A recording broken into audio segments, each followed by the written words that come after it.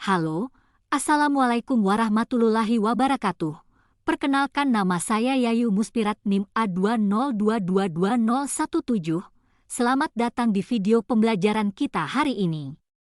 Kali ini, kita akan membahas sesuatu yang sangat penting dalam kehidupan kita sehari-hari, yaitu sumber daya alam. Mari kita mulai dengan memahami apa itu sumber daya alam dan konsep dasarnya.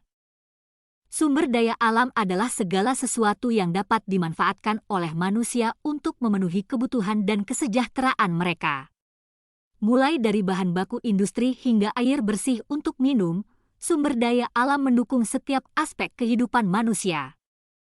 Sumber daya alam dapat dikelompokkan menjadi 3 jenis, yaitu: pertama, sumber daya alam berdasarkan sifatnya; kedua, sumber daya alam berdasarkan potensinya; dan yang ketiga, sumber daya alam berdasarkan macamnya. Untuk lebih memahaminya, ayo kita pelajari satu persatu. Sumber daya alam berdasarkan sifatnya dapat dikelompokkan menjadi 3 kategori utama. 1. Sumber daya alam yang dapat diperbaharui. 2. Sumber daya alam yang tidak dapat diperbaharui. Dan 3. Sumber daya alam yang tidak dapat habis. Sumber daya alam yang dapat diperbaharui. Hal ini terjadi karena sumber daya alam ini melakukan reproduksi dan memiliki daya regenerasi. Contohnya hewan, tumbuhan, mikroba, air, udara, dan tanah. Sumber daya alam yang tidak dapat diperbaharui. Sumber daya alam ini memerlukan waktu yang sangat lama untuk terbentuk. Contohnya minyak bumi, batu bara, gas bumi, dan hasil tambang. Jadi, kita harus berhati-hati dalam menggunakannya, karena tidak dapat diperbarui dalam waktu yang singkat.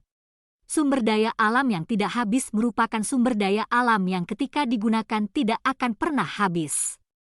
Contohnya angin, matahari, energi tidal, dan siklus hidrogen. Sumber daya alam berdasarkan potensinya dikelompokkan menjadi 3, yaitu: 1. Sumber daya alam materi, 2. Sumber daya alam energi, dan yang ketiga, sumber daya alam ruang.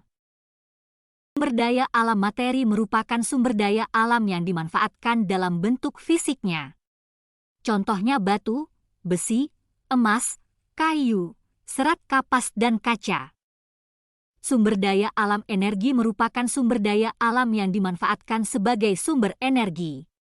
Contohnya minyak bumi, gas bumi, dan batu bara.